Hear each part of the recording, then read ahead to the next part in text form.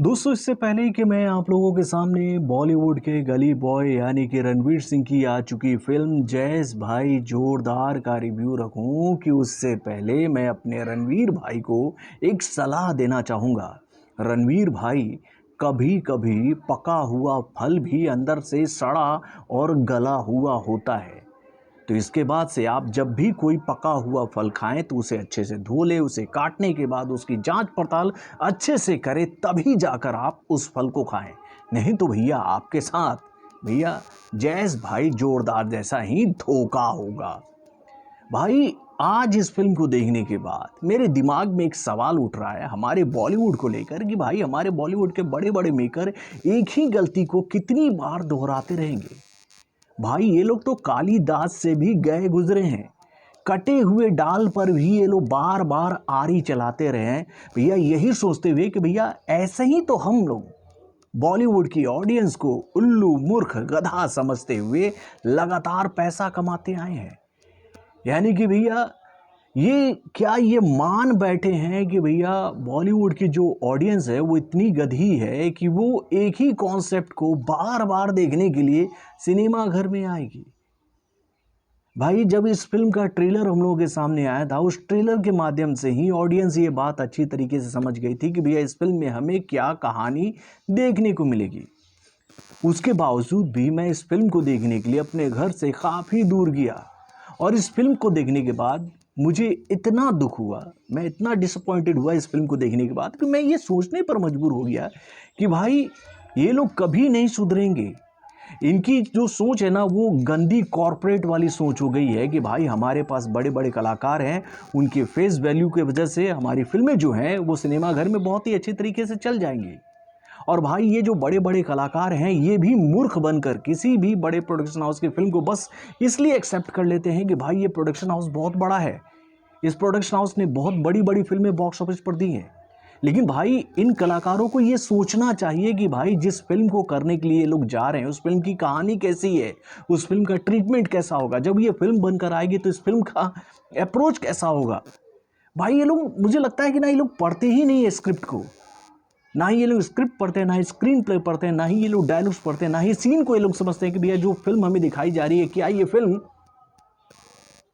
ऐसी बनेगी कि ऑडियंस उस फिल्म को देखने के लिए सिनेमा घर में दौड़ कर आएगी। तो इसका जवाब यही है कि बिल्कुल नहीं।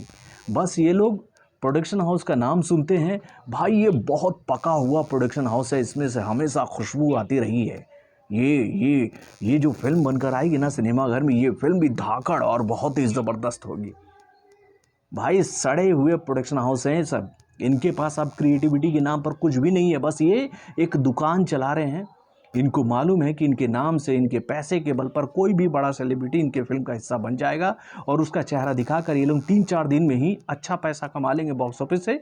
उसके बाद भैया फिल्म जाए भाड़ में, कहानी जाए भाड़ में, ट्रीटमेंट जाए भाड़ में, स्क्रीन प्ले जाए भाड़ में, कोई मतलब नहीं है इन लोगों को। क्या कहानी थी भाई इस फिल्म की? भ्रूण हत्या पर हम लोगों ने कितनी फिल्में देखी हैं, बेटा बेटी वाला कॉन्सेप्ट हम लोगों ने कितना देखा है। ये कहानी आप लोगों ने क्या पहली बार देखी है कि भाई एक घर में एक सास ससुर ऐसे हैं जिनको बेटी नहीं बेटा चाहिए, वो अपनी बहू पर बार बार दबाव दे रहे हैं कि भाई तुम्हें इस बार बेटी नहीं बेटा जनना होगा, और अगर तुमने बेटी जना तो उस बेटी के साथ हम ऐसा कर देंगे वैसा कर देंगे। ऐसी कई सारी कहानियाँ हम लोगों ने भैया लगातार कई सालों से देखी है मेरे भाई। 70 का दशक हो, 80 का दशक हो, 90 का दशक हो, 20 का दशक हो, भैया हर दशक में ऐसी फिल्में आई हैं। लेकिन उसके बावजूद भी भाई हमारे बॉलीवुड के मेकर्स की जो सुई है ना क्रिएटिविटी वाली, जो वो ऐसे ही कॉन्सेप्ट पर आकर अटक गई है, वो इससे ऊपर सोच ही नहीं पा रहे हैं। और ये लोग सोचे भी कैसे, क्योंकि भैया इनके पास सोचने के लिए ज़्यादा वक्त है ही नहीं। किसी भी कहानी को लिखने में ये लोग मुश्किल से मुश्किल, मुझे लगता है ना कि 1 हफ्ते का वक्त लेते हैं। बस सोचते हैं कि भैया वही कहानी वही ट्रीटमेंट, थोड़ा सा बदलाव, उसके बाद में बड़े बड़े कलाकार ले लेंगे, उसके चेहरे पर फिल्में देखने के लिए ऑडियंस आ जाएगी। भैया इतने मूर्ख नहीं है अब ऑडियंस जो है वो इतनी मूर्ख नहीं है। ऑडियंस भी सोचती है कि भाई अगर हम किसी मल्टीप्लेक्स में किसी फिल्म को देखने जा रहे हैं, वहाँ पर हम अगर उस फिल्म को देखने के लिए 200, 250, 300 रुपये खर्च कर रहे हैं तो भाई हमारा इंटरटेनमेंट वहाँ पर होना चाहिए, हम ऐसी कोई फिल्म को देखने के लिए सिनेमा घर में नहीं जाएंगे जिसकी कहानी को देखते देखते हमें ये समझ में आने लगे कि भैया हम खुद ही राइटर है, इस फिल्म की कहानी को तो हम पहले ही समझ जा रहे हैं, यानी कि भैया बहुत ही प्रिडिक्टेबल कहानी है इस फिल्म की। आगे कौन सा सीन आने वाला है, ये सीन आप पहले वाले सीन को देखकर समझ जाएंगे। तो भाई इन बड़े बड़े कलाकारों को अभी ये बात सोचना होगा। मैं तो इन बड़े बड़े कलाकारों को एक बात समझाना चाहूँगा कि देखिए, जब कोई फिल्म फ्लॉप होती है तो उससे प्रोडक्शन हाउस के रेपुटेशन पर कोई भी प्रभाव नहीं पड़ता है। अगर प्रभाव किसी पर पड़ता है तो वो उस कलाकार के ऊपर पड़ता है मेरे भाई, कि इस कलाकार की ये फिल्म फ्लॉप हो गई, इस डायरेक्टर की ये फिल्म फ्लॉप हो गई।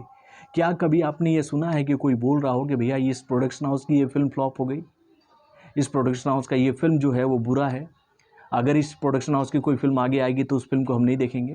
ऑडियंस तो यही बोलती है ना कि भैया इस हीरो ने इतने सारे फ्लॉप फिल्म दिए हैं, इस फिल्म को हम देखने नहीं जाएंगे। यही होता है। तो भाई बॉलीवुड के इन बड़े बड़े कलाकारों को अब थोड़ा सा बचना चाहिए उन प्रोडक्शन हाउस से जो कि भैया अपने नाम को भुनाते हुए अपनी फिल्मों को बहुत ही आसानी से सिनेमाघरों में रिलीज़ भी करवा लेते हैं। उनको अच्छा खासा स्क्रीन भी मिल जाता है। क्यों? तो भैया उनका होल्ड जो है वो डिस्ट्रीब्यूशन में बहुत ही अच्छी तरीके से है। और भाई उसी होल्ड की मदद से ये लोग कई सालों से अच्छा खासा मुनाफा कमाते आ रहे थे। इन लोगों की फिल्मों की कहानी हम लोग यही देख रहे थे कि भैया इनकी फिल्में जो हैं वो 4 से 5 दिन तक सिनेमाघरों में अच्छी तरीके से बिजनेस करती थी। उसके बाद में इनकी फिल्में जो थी वो बॉक्स ऑफिस से गिरने लग जाती थी, लेकिन ये 5 दिनों में ही ये लोग 100 से 150 करोड़ का बिजनेस कर लेते थे। तो ये कॉरपोरेट वाला खेल काफ़ी दिनों से चल रहा था, लेकिन अब दौर बदल चुका है और ऑडियंस के सामने अब ऑप्शन आने लगे हैं।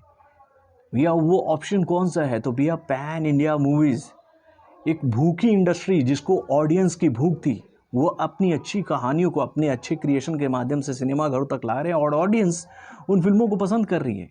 और जब ऑडियंस उन फिल्मों की तरफ आगे बढ़ती नज़र आ रही है तो भैया हमारे बॉलीवुड के बड़े बड़े कलाकार कंट्रोवर्शियल डायलॉग देकर इन फिल्मों का क्रेज डाउन करने की कोशिश कर रहे हैं। तो भैया बोली से नहीं होता है कुछ, उसके लिए आपको अच्छी फिल्में बनानी पड़ेंगी। ऐसी फिल्में आप लोग बनाकर मुकाबला करोगे पैन इंडिया मूवीज़ की, तो इसका जवाब है बिल्कुल नहीं। और यहाँ पर तो मैं अब इन नए नए कलाकारों को सतर्क करना चाहूँगा जो कि भैया अभी अपने फिल्मी कैरियर को आगे बढ़ा रहे हैं। जिन लोगों को जो कमाना था, जिनको जो गंवाना था, वो लोग तो गंवा कमा के बैठ गए हैं। भाई आप लोगों का फ्यूचर अभी बहुत ही लंबा है, तो आप लोगों को ऐसी फिल्में से थोड़ी सी दूरी बना लेनी चाहिए, अन्यथा आप लोगों का जो फिल्मी कैरियर है वो पूरी तरीके से इन लोगों के द्वारा ख़त्म कर दिया जाएगा। ये बात मैं रणवीर सिंह, रणबीर कपूर, शाहिद कपूर जैसे कलाकारों को कहना चाहूँगा जो कि भैया बॉलीवुड के बेहतरीन कलाकारों में से एक हैं, लेकिन ये लोग भी मजबूरन ऐसे प्रोडक्शन हाउस के झांसों में आ जाते हैं, उनकी फिल्मों में फंस जाते हैं और उनकी फिल्में बॉक्स ऑफिस पर पिट जाती है। तो भैया उसके बाद इनसे जवाब देना नहीं बन पाता है। तो भाई फिल्म को करने से पहले स्क्रिप्ट को पढ़ो, स्क्रीन प्ले को पढ़ो, फिल्म को समझो कि भैया जो फिल्म बनाई जा रही है वो फिल्म कैसी होगी, अन्यथा भैया फिल्में ऐसी ही होंगी। या तो ये लोग आपसे रीमेक फिल्में करवाएंगे या तो वाहियात फिल्में कराएंगे। तो भैया हम तो यही कहेंगे आप लोगों से, हमारे इन कलाकारों से, कि आप लोग अच्छे राइटरों को खोजो, उनकी कहानियों को सुनो।